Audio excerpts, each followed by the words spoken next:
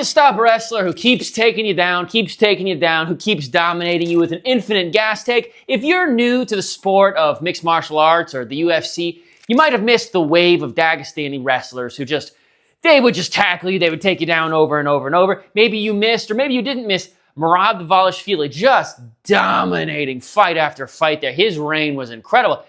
And he got it. That is...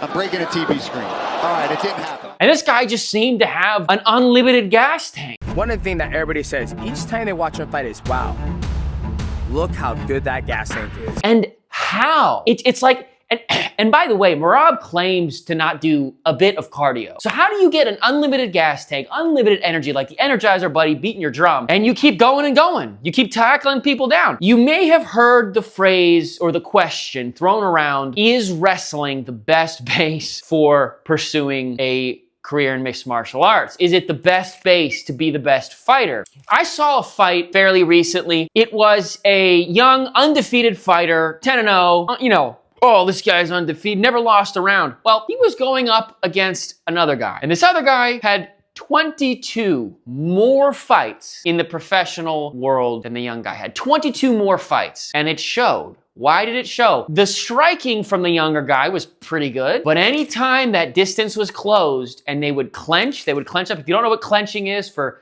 newer fans, essentially, usually the aggressor tends to get underhooks and basically grab you and have control of you. Sometimes it's awkward or different. It's always changing. But you end up in a sort of wrestling engagement that's not on the ground. And if you depart from that engagement, you're probably going to catch an elbow or a fist, or maybe you want to go for a takedown, so you push the guy up against the cage. Well, at any rate, every time this young, undefeated fighter went in for an exchange and got caught up in a wrestling exchange or a clinch exchange, he came out losing. The guy would tackle him, or the guy would win the exchange, or the guy would bring him and control him, or the guy would find a way to maneuver so that he could throw this younger fighter to the ground. That comes with experience. And so the question is, what's the antidote to the Merab Dvalishvili? How do you stop that guy?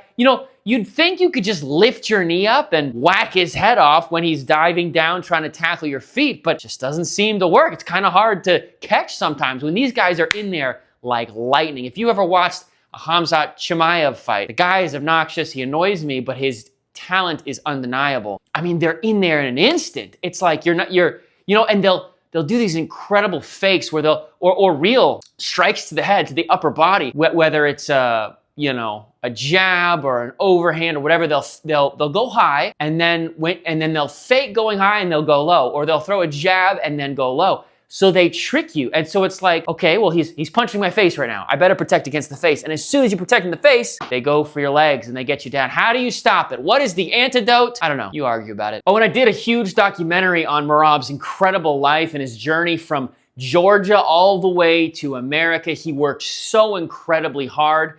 And I worked hard on that documentary to try and show his story. He grew up in post-Soviet war Georgia. The economy had collapsed. He worked so hard to become a professional fighter, and it came close at times to him quitting, but that documentary is available on my main channel, Owen Lee Productions. Guys, subscribe. If you love martial arts like I do, you're in the right place. Talk to you soon. Go outside, touch grass, train hard so that you can kick some butt.